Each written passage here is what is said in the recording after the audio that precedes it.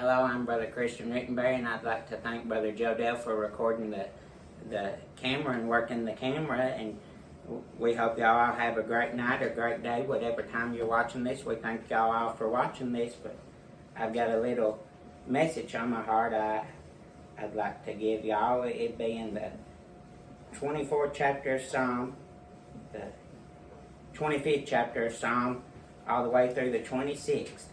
Until thee, O Lord, do I lift up my soul. O my God, I trust in thee. Let me not be ashamed.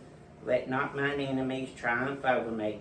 Yea, let none that wait on thee be ashamed. Let them be ashamed which transgress without cause.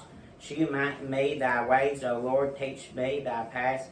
Lead me in truth and teach me, for thou art the God of my salvation. On thee do I wait all thy day. Remember, O Lord, thy tender mercy and thy loving kindness, for they have been ever of old. Remember not the sins of my youth, nor my transgression. According to thy mercy, remember thou me for thy goodness' sake, O Lord. Good and upright is the Lord, therefore will he teach sinners in the way. The meek will he guide in judgment, and the meek he will teach his way. All the paths of the Lord are mercy and truth, until such as keep his covenant and his testimony. For thy name's sake, O Lord, pardon mine iniquity, for it is great. What man is he that feareth the Lord? Him shall he teach in the way that he shall choose. His soul dwell at ease, and his seed shall inherit the earth. The fear of the Lord, the secret of the Lord is with them that fear him, and he will shew them his covenant. Mine eyes are ever toward the Lord, for he shall pluck my feet out of the Lord's net. Turn thee unto me, and have mercy upon me, for I am desolate and afflicted. The troubles of my heart are enlarged. O bring thou me out of my distress. But we were listening to the Easter program yesterday, and the thought of my heart was, trust and fear the Lord, and he will come through.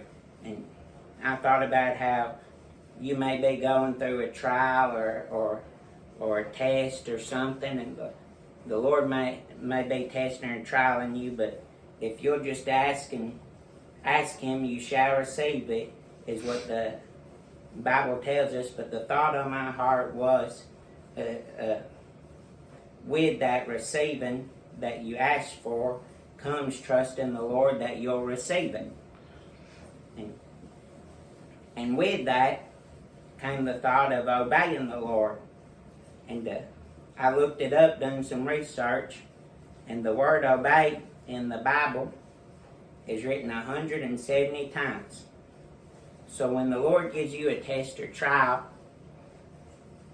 if you don't know Jesus, then that trial will be a whole lot harder to go through than if you do know Jesus. There's 3 storms in the New Testament where Jesus was asleep. And there was 3 men. One of them was Peter.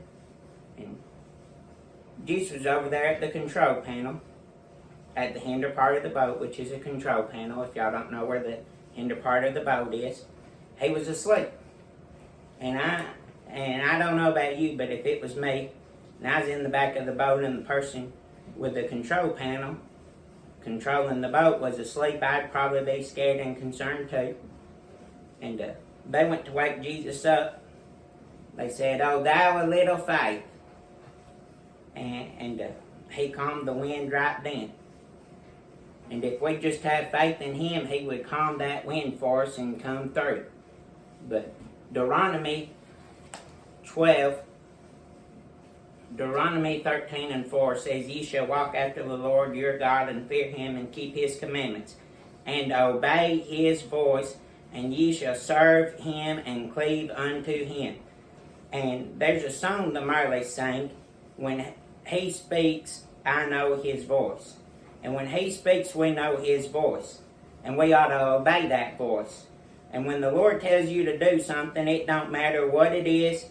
If it's join the church, if it's be baptized, if it's to go to a lost, or if it's to whatever it is, if the Lord's called you to preach and he's told you to preach, you need to obey him, because that's endangering a lost soul. Because if you don't obey Him, you're endangering a lost soul of hellfire, because you could hinder them.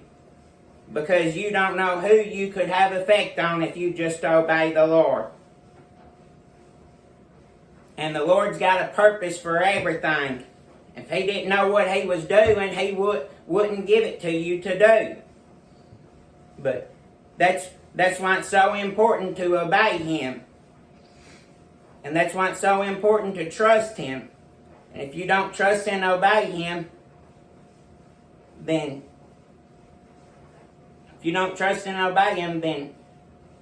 you don't know who you could have effect on.